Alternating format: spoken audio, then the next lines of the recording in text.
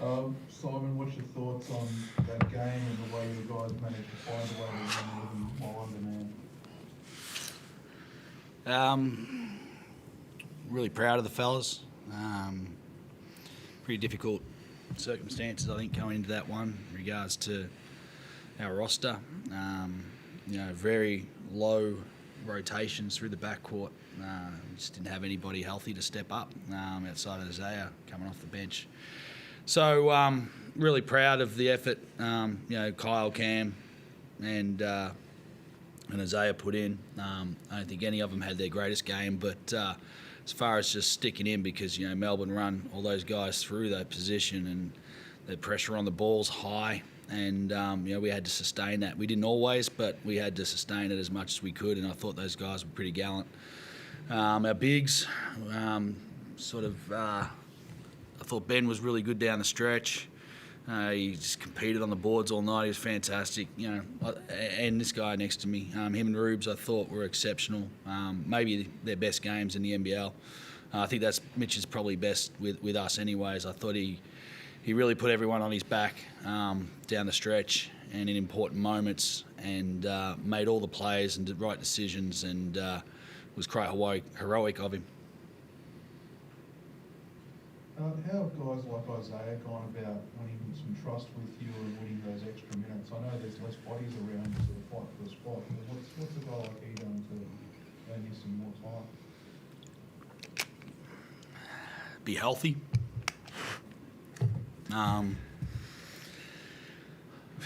Look, Isaiah is a kid that we really coveted. I actually didn't think we would get him in the off season. I thought he was an NBL roster player, and I thought we snuck one by being able to bring him in as a DP when there were still roster spots and backup guard spots available in the league. I think I talked about this last time. He probably didn't come in the best shape he possibly could. I think about 6 weeks it took him to lose a few kgs and get into game shape, and you see his growth. Once he got into shape, you could see his growth as a player and his confidence continue to grow. And he's a handful for our guys at practice. So I'm not that surprised he's coming in. And anyone who watched his New Zealand Basketball League season last year would know that he's a great defender and he's a pretty competent offensive player as well. So not surprised by how he's playing. So he's a good player. He's going to be a good player for a long time in this league. Mitch, what got you going tonight, and how did it fire you up when you had guys like Big Joe there putting a few blocks on you, putting the ball up a bit and making it hard for you down the stretch? Look, it's just a timing thing. Sometimes you try and, I know I'm not 7 foot. I know I don't have the length and stuff that some of those guys like Jock and Cool do, but you just got to try and sometimes beat that length and athleticism with timing. And I think I do a pretty good job of mixing up one-footed floaters, offhand floaters, stutter step, quick hesitations, mixing up whether I keep it or drag it and pitch, chase, slip, screen, go left, go right, spin, up fake. You do all the things you try and do because you know that they're longer and more athletic and they can get to some of your shots. So, I've got to challenge them. We've all got to challenge guys that we go against, and they're, for us, they're guys that we want to try and target at times and try and put in pick and roll situations, in one-on-one situations and plays that I get, and put heat on the rim and challenge the referees to make calls and to make those players make great defensive plays. Now, they make some great plays, credit to them, but at the same time, I feel that, I'm going to make more plays. I feel like, the scale is going to tip my way more often than not when I'm aggressive. So as far as that goes, that's kind of my answer to that one. What I had to get out to get in me tonight, like it was just, backs against the wall, throw down. Like, what else do you want? Like, this is why you kind of play hoops. We said walking out to the tip, we all looked at each other in a little huddle, and I just said, what more do you want in life and in sport as a professional athlete is when everything's stacked against you, to come out and to silence all the critics or all the people that say, oh, you should lose this one because you've got a lot of guys out, and it's okay if you lose this one. Tonight was an example game for us that we can do it, and we're good enough, so we just have to do it more often now and bring that kind of urgency and fight and grit. And I thought I wanted to try and lead by example tonight.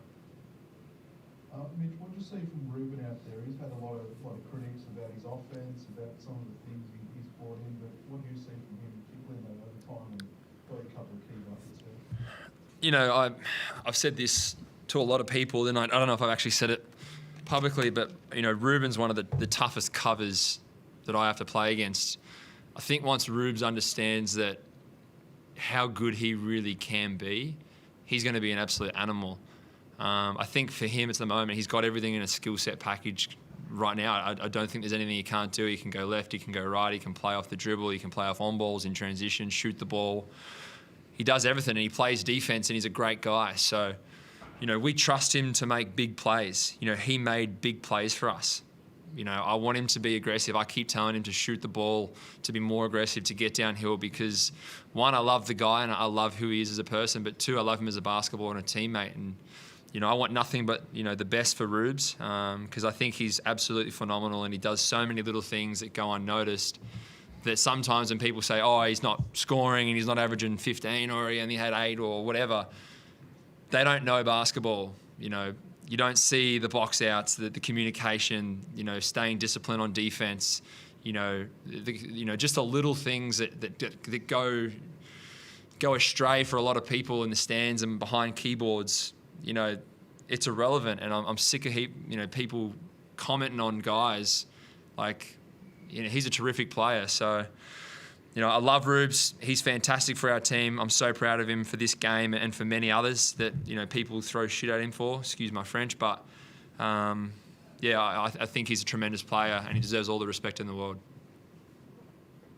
Simon, what's the odds you get your bodies back for Friday? I know Ryan's a maybe. Is there anyone else who might be able to slip back into the lineup? I'm hoping Kendall Stevens is recovered. He's been really sick since we haven't seen him since the last game.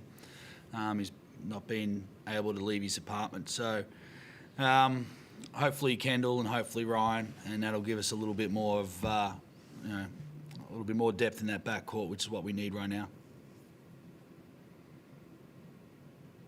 Awesome. Thanks, guys. Appreciate it. Cheers, mate. Any final questions, guys? Yeah, sorry, boys. I've just got a couple of quick ones. The first one, can you just talk a bit about, obviously it's a big win and it sort of puts you right into reckoning for the NBL Cup now again. You sort of got a dream of maybe finishing in that podium for the NBL Cup? I honestly don't really care about any of that. I'm trying to win basketball games and to build culture at a club that's still in its early years. You know, we're trying to set an example every night. You know, the cup's great. There's so many great things about it. But at the end of the day, I'm not worrying about if we're going to win a quarter and get an extra point. I'm worrying about if we're going to win a game. I'm worrying if we're boxing out and we're being tough, we're hitting first. I'm worried about the things that really matter for us as an organisation, and it's discipline on the court, you know, absolutely applauding, you know, the fans that come, doing everything we can as an organisation to be successful. So, you know, I'd love to win some prize money, and I don't know, maybe Tommy will take us to Meat and Wine Co. and shout his steaks if we get the dub. But, you know, right now, I think we're all just focused on about getting everyone healthy, getting on the court and putting together some great basketball. You would already know Ryan, but how has he sort of fit in over the past few days and what's he brought to the group? Yeah, look, I think he's such a nice guy. He comes in and he brings a professionalism and a work ethic that, you know, not many people have. I think he's obviously got so many great traits and skill sets. Obviously, his ability to score the ball and to play at the offensive end is something he's very renowned for on a world stage.